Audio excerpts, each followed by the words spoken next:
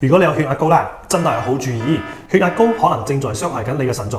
有血壓偏高嘅你啦，係咪成日會感覺到頭痛啊、頭暈啊，甚至乎係睡眠唔好嘅狀況？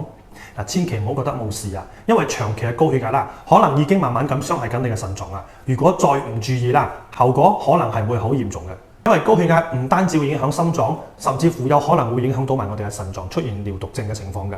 因為首先佢會增加我哋嘅腎臟負擔，會令到我哋血管內壓力上升，腎小球會慢慢失去咗去過濾嘅能力，而導致廢物積聚，毒素冇辦法排出體外，而引發到我哋嘅腎開始硬化。高血壓會令到我哋嘅腎臟血管壁變厚變硬，令到血流減少，導致腎臟冇辦法正常咁工作，甚至乎可能會發展成慢性腎病、尿毒症、腎衰竭，甚至乎係要洗腎嘅。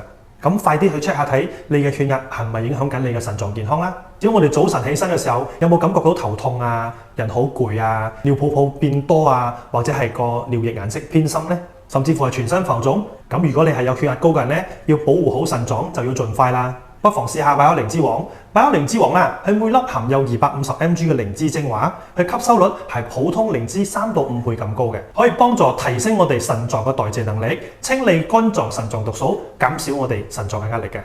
而且百優靈芝王係有多國認證嘅，絕對安全可靠。即刻 click 下邊條 link，守護你嘅血壓同保護腎臟健康啦！